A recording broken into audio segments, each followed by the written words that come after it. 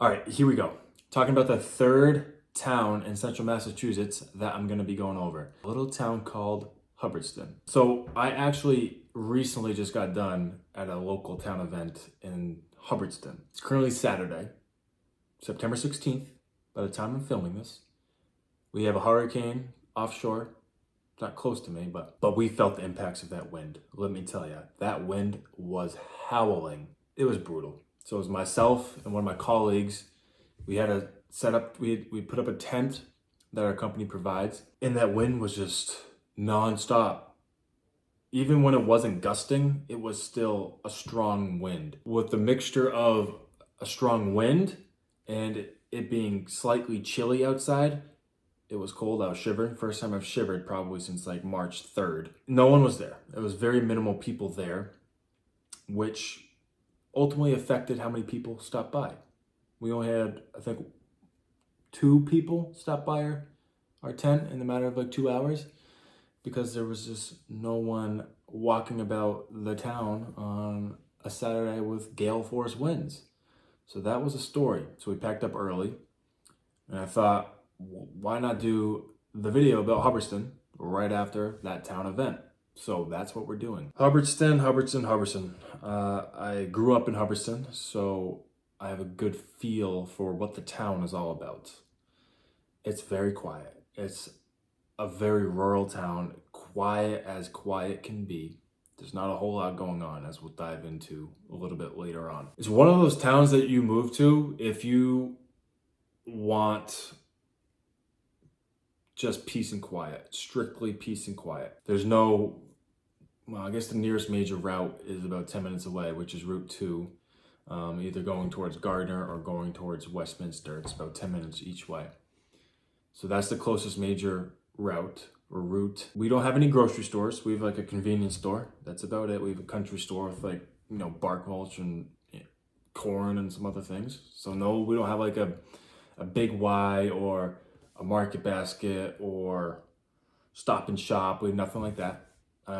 Grocery shopping's not too far away. It's still probably 10, 12 minutes away, the nearest one at least. We don't have any restaurants. We have a pizza place, one pizza place. We have one gas station. That's it. We used to have an ice cream place that closed down. There actually is a breakfast place, a diner in the center of town. So that's about it for like food options in town. There's no fast food, obviously. You have to go to Gardner for that or Westminster. I know schools are important to a lot of people that move, obviously, for obvious reasons. There is an elementary school in Hubbardston. I went to school there when I was a young lad. It's a nice school, a very nice school. They maintain it quite well. I'm trying to think of how many kids go to that school. It used to be kindergarten through 6th grade. Now it's kindergarten through 5th grade. So they eliminated one grade, and that 6th grade is obviously now middle school. So there's got to be about, 300 kids in the entirety of elementary school in Hubbardston on average. That's just a guess.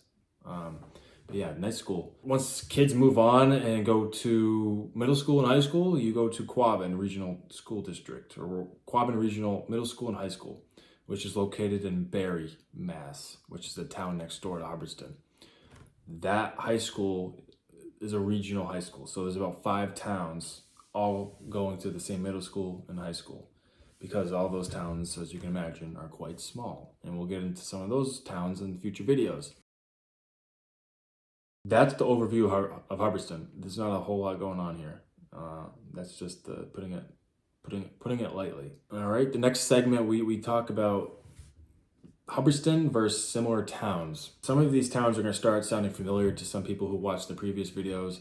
If you watched the Leominster video, you might recognize one or two of these towns. If you watched the Westminster video, you might recognize 1 or 2 of these towns.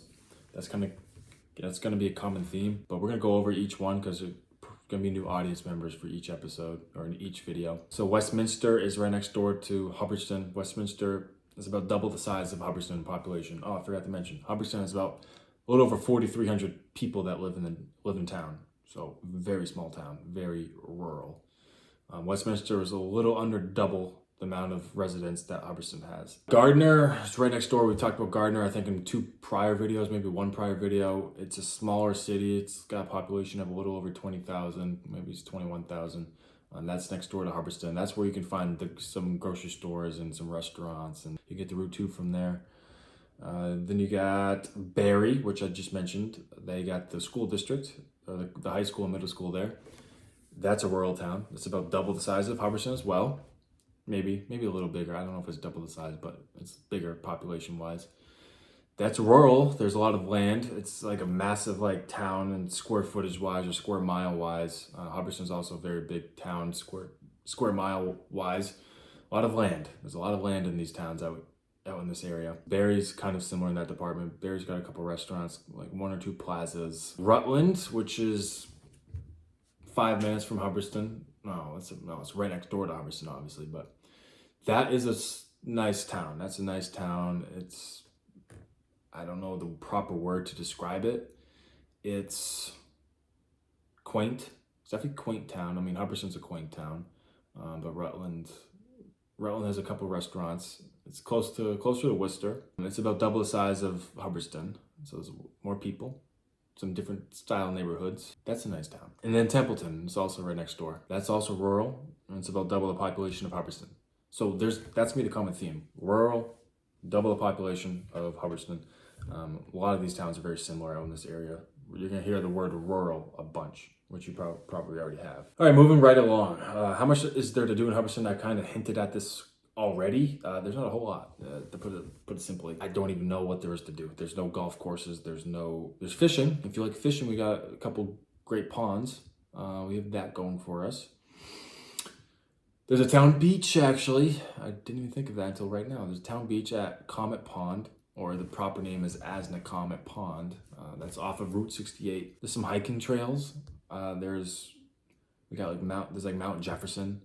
That's in the area. There's Berry Falls Dam. It's like a place to go picnic or go for a walk, go for a bike ride. There's disc golf there as well. You can do that. That's something to do. So I guess there's plenty of things to do in Hubbardston. I'm sure a lot of you are like, that's nothing. There's nothing going on there. And yeah, there's very limited going on here. And that's the way the town likes it. They don't want much going on in this town. They don't want to bring in restaurants. They don't want to bring in like a Dunkin' Donuts or a Starbucks. They just don't want to do that. But there's like a nice rec field, which I mentioned earlier in the video. So there's a nice rec field, like a little league field, a minor league field, a t-ball field, a soccer field. There's a playground, there's a skate park, there's a basketball court. So you got that going on for you too. So there's like a nice big park. It's probably like 2 to 3 acre size park, I'm guessing. It's a very nice maintained park or field or whatever it's called. That's also, I was there all the time when I was younger. All right, the last section, the real estate market. I've already been talking for 10.5 minutes. My goodness. The real estate market in Hubbardston. So the common theme with these videos or these towns is a lot of them are going to be down in inventory. That's just the way the entire country's been this year because of the higher interest rates, and just no one's selling, obviously. So 2022, the prior 12 months. So I'm recording this on September 16th, 2023. So we're going to talk about September 16th, 2021 to September 16th, 2022. 61 homes were listed in that time frame. 44 homes were listed in the last 12 months from today. So that's a decrease of about 28%. So 28%, why did I put a dollar sign there? Not the percent, okay. There's a 28% decrease in the prior 12 months compared to the 12 months prior to that. So inventory's down. I mean, Hubbardston, there's not a whole lot of residents, obviously. I feel like it's rare when there's like a home for sale. Like right now, I think there's 3 homes for sale. So if you want to move to Hubbardston, you're gonna have to be patient because there's just not much on the market. I mean, unless you want to build, there's plenty of land here. That's also an option, building for sure. Homes sold the prior 12 months from last September, so 2021 to 2022, there's 27 in that time period. Now, the last 12 months, 2022 into 2023, 23 homes were sold. So, I mean, kind of similar, but it's down slightly, a couple percent. The average sale price has increased this year, just like it's increased basically everywhere. So last year, the average sale price, or the prior 12 months going into September 2022, was $423,450. This year, the last 12 months, it's been $432,371. So that's an increase of a little over 2%.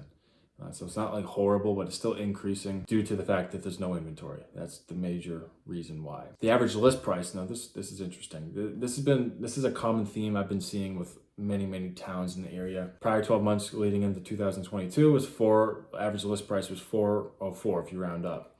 The last 12 months leading into today was 433, or if you round up to 434.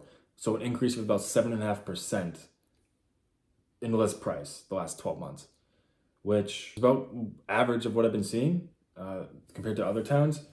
People are overlisting this year because the home prices were higher last year and they're still higher. Homes are selling on average for under asking price the last 12 months.